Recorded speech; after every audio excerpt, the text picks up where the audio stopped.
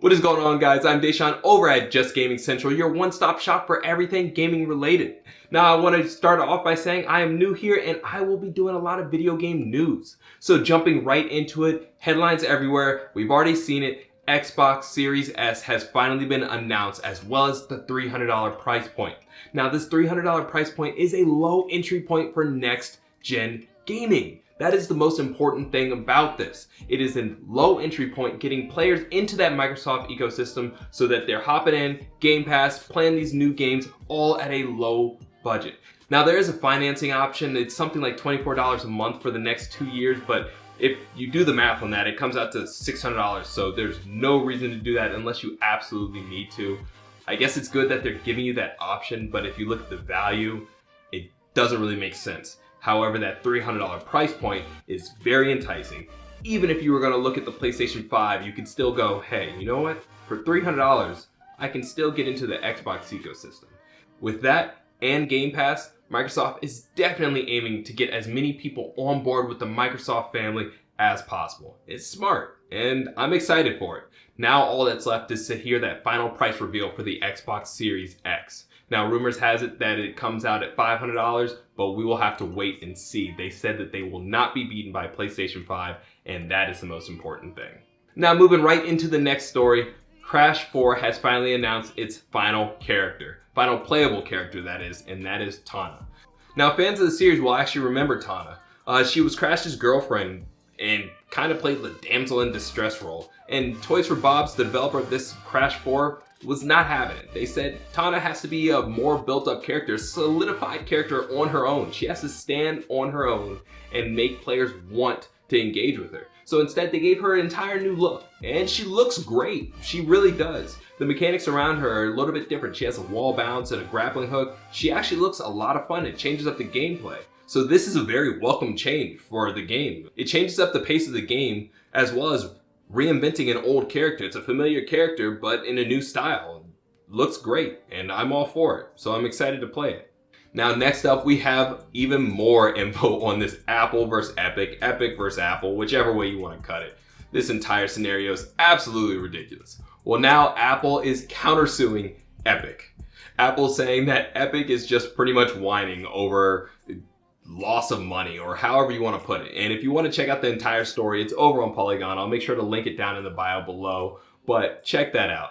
Pretty much, if you're not familiar with this entire scenario, Epic said Apple was unfair in the 30% charge that they put on all in-game purchases and pretty much anything else that happens on the App Store, as well as the fact that you don't really have any other entry point into the Apple system other than the App Store. Now, if you know, on Android devices, you can sideload apps as well as you can use the Google Play Store and other third-party stores. Well, iOS doesn't have that option. And Epic is not happy about it, mainly because of money. Let's be honest here. But this entire lawsuit, it affects multiple things. I mean, remember, xCloud couldn't really get its foothold onto the iOS system because Apple was being unfair. Even right now, Stadia is having problems getting on iOS and getting all the games out there. So if everything goes the way that Epic wants it, this could actually be a really huge change in the end game. So you got to stop looking at it as like Apple versus Epic and mainly look at it as opening up third-party development for iOS, or not just development, but apps, games, all that. It should be good for the consumer, and this is what we want. I mean, Epic tried to lower the prices mainly because if Apple's not getting a 30% cut, you know, that savings goes on to the player, and Apple said, nah, you're out of here. So, Now moving right on forward, we have the Sonic 30-year anniversary, and pretty much it's kind of rumored, leaked, fan sites have been posting it about that there's going to be new Sonic games in development. Now the question is that mobile games or are those actually good releases? Sonic has been up and down. I'm a Sonic fan, but even I have to admit that it is hit or miss all the time. It's like you get a great game here, you get a terrible game here. You get a great game, terrible game. And it's unfortunate because I love Sonic. I want great games. So we'll have to see what happens with that. But we should also be getting some new licensing deals. I mean, the last Sonic movie was actually a pretty good watch. I don't know if you got a chance to check it out, but if you do get a chance to watch it on discount, or maybe it comes to a streaming platform that you're already subscribed to, check it out. It's actually not too bad. It's a lot better than I thought it would be. So that was enjoyable. And just to round up this entire news segment, we had Tony Hawk Pro Skater 1 and 2 come out last week, and I have been playing it non-stop. Now the reviews are in, and the Metacritic score is 88 overall, with the user score of 9.1.